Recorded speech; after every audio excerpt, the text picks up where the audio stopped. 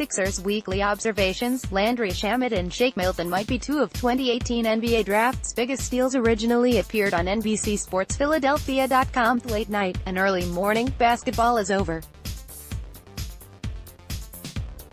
After the Sixers' 2-2 West Coast road trip, the team has a couple days off before embarking on a 4-game home stretch versus the Raptors, Nuggets, Lakers and Celtics.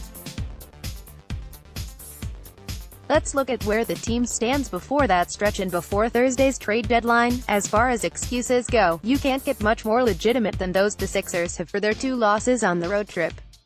The team was without Joel Embiid, Jimmy Butler and Wilson Chandler in Denver, while Chandler and Redick were missing in Sacramento. The loss to the Kings was a bit more disappointing for the Sixers. Even if it wasn't shocking, Chandler and Redick are important players for the Sixers, but Redick's absence doesn't automatically mean the Sixers have to shoot 7 for 33 from three-point range, their 4th worst three-point shooting percentage of the season, under then interim general manager Brett Brown, in a collaborative leadership structure necessitated by the scandal involving Brian Colangelo and burner Twitter accounts. The Sixers improbably might have taken 2 of the biggest steals of the 2018 NBA Draft. Landry Shamet, the number 26 pick, is a tremendous shooter with maturity well beyond his years, as we've covered in this space many times before. Mini JJ has the second most three-pointers made among rookies, 97, and the best three-point percentage among rookies with at least 30 long-distance attempts, 40.6%. He's the only Sixers to have played in all 53 of the team's games. Milton, the No. 54 pick, was acquired in a draft night deal for the No. 56 Ray Spalding and No. 60 Kostas Antetokounmpo selections.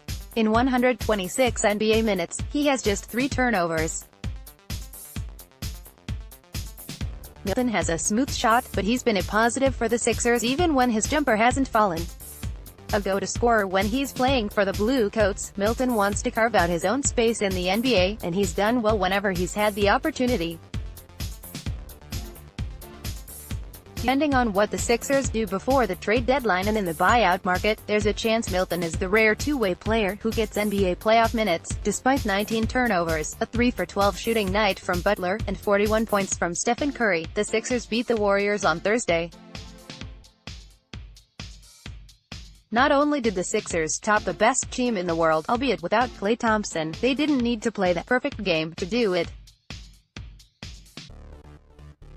It's an indication of how good they can be defensively when all 3 stars are available and everyone is committed. Sure, the bench could use some help, but rotations inevitably shorten in the playoffs. There aren't many opponents who present devastating mismatches against a full-strength Sixers team. If General Manager Elton Brand doesn't make a move before Thursday's trade deadline, it's not the end of the world for the Sixers. Brand is in a difficult spot, given the team's dearth of attractive assets other than draft picks. He could get something in exchange for Markelle Fultz, but the value of a player who hasn't suited up in an NBA game since November 19, 2018, can't be very high. Regardless of whether Brand does anything before the deadline, you'd expect he'll be active in the buyout market, and you'd think there will be a number of veterans interested in joining the Sixers. In the Philadelphia bubble, the Sixers might sometimes appear to be a team with grave, fundamental flaws. But to an outsider, a 34-19 team with 3 stars and recent wins over the Rockets, Lakers and Warriors on national television can't look like the worst destination. Click here to download the My Teams app by NBC Sports.